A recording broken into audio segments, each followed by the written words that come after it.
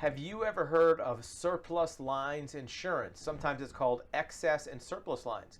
Well, if you haven't, you may hear about it soon. And here's why. In many states, there is a very serious crisis with homeowners insurance and even auto insurance. And the reason why is because many insurance companies are pulling out of different states or raising rates 50, 60, 70%. And this is because they have experienced huge amount of claims in the last couple of years and expect to have high claims in coming years. And many states have allowed them to change the way they calculate their premiums, not just based on the past, but also expected rates in the future. So what does that mean for you? It means if you're a homeowner, you might have been non-renewed or had your policy canceled.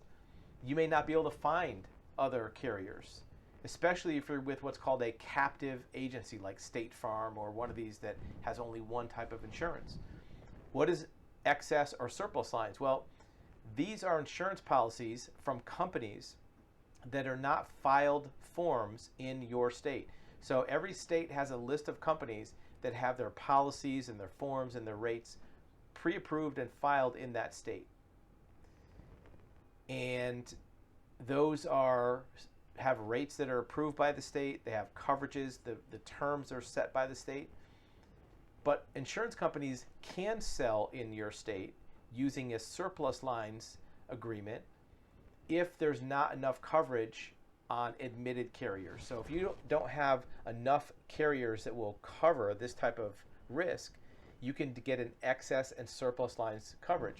Now in the past, it was pretty rare, mostly for commercial lines insurance for businesses, where there was a unique risk, a certain type of company that was very hard to find a standardized coverage for.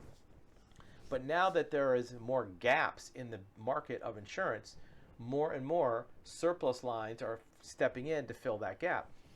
Surplus lines are not always more money. Matter of fact, sometimes they're the same, sometimes they're even less, because they don't have to meet the same level of coverage of all the different details that an admitted carrier might have to cover. They also might be a little harder to find because not every agency carries surplus lines. It requires an extra license. So if your agency is not licensed for surplus lines insurance, they can't even offer it to you. And even if they do, they may not have the markets in place.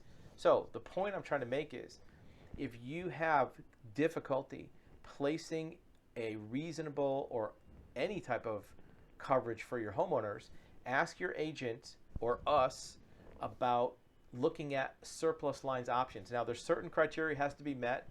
You have to make sure that your agency does a due diligence search to make sure there's not reasonable coverage in the admitted carrier market.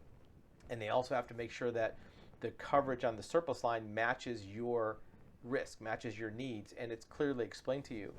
But for many, especially high net worth, affluent type covered insureds, excess and surplus lines might be a very viable option. In fact, you might get more specialized coverage for things you want to cover more, but also be able to eliminate things you don't want coverage for, that you're paying for. So this is something that is certainly worth considering.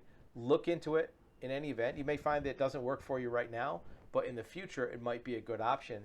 At least find out if your agency can handle surplus lines, because not every agency can do that.